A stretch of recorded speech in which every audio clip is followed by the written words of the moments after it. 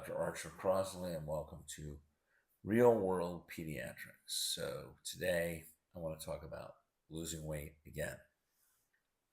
Now, like any doctor, part of my job is letting people know when their child is overweight. Now, I try to soften the blow by telling them that their child is just a little bit overweight, but I still need to tell them. The state wants us to do that, the medical profession wants us to do that, the insurance company wants us to do that. It's part of the standard of care. So when your doctor tells you you're overweight or your child is overweight, he or she is not being rude. They're doing what various governing bodies um, want them to do. Now, every now and then somebody gets offended. Try not to get offended. It's nothing personal since almost everybody is overweight in the United States. Pretty much everybody is being told to lose weight. And that is a fact. We spend a lot of time counseling people on their weight. Now, almost immediately after I tell the parents that their child might want to lose a few pounds by eating less and eating better by getting rid of junk food, I am told almost invariably that the child will soon be playing soccer or football and that the exercise should take the pounds off. At this point, I tell the parents in so many words that exercise might not yield that benefit. I tell them what I'm going to tell you right now.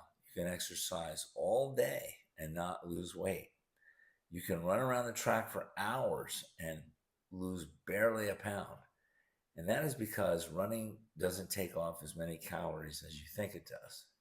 Now, even when you're running, you're only burning, I'll say 300 to 400 calories every half hour.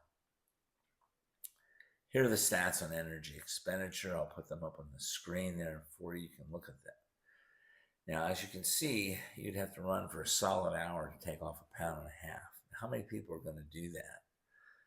On the contrary, exercise can paradoxically lead to an increase in weight, especially when people use their exercise as a justification to eat.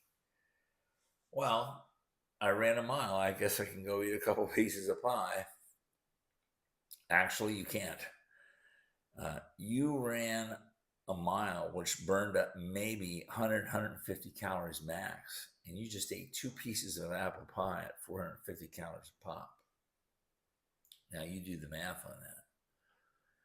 The only way to lose weight is to cut down on what you're eating. Now, that's the reality of life that we don't like to hear. If you want to lose weight, you have to cut down the number of calories that you are consuming. Now, this is a hard thing to do because we associate eating with pleasure.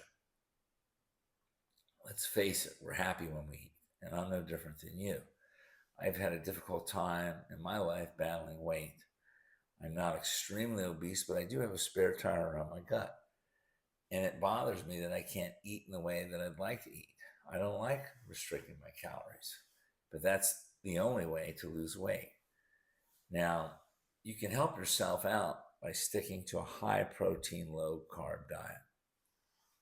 It's the carbohydrates that kill you. If you can go to a high protein, low carb diet, you stand a much better chance of losing weight. Calorie restriction is the key. And the reason why high protein diets work is because proteins aren't routinely converted into carbohydrate and in turn fat. On the other hand, carbohydrates are readily converted into fat. Now, without going too deep here, let's look at the following from Google AI. I'll help you understand why high protein diets work, and I'll read it with you. While proteins can be converted into glucose, they are not normally the primary source of glucose for the body. The body primarily uses carbohydrates for immediate energy and glucose production. Proteins are more commonly used for building and repairing tissues and organs. And these points here, they're going to reiterate what I just said, and I'll go over the main points. Carbohydrates are the body's preferred and most efficient source of glucose for energy. Proteins are broken down into amino acids, which are used to build and repair body tissues, synthesize hormones, and can be converted into glucose when necessary. This process is called gluconeogenesis. While some amino acids can be converted into glucose, the overall contribution of protein to the body's glucose production is typically less significant than that of carbohydrates. So the take home message is that you're not going to gain weight by eating a lot of protein. So if you want to lose weight, lower the carbs and up the protein.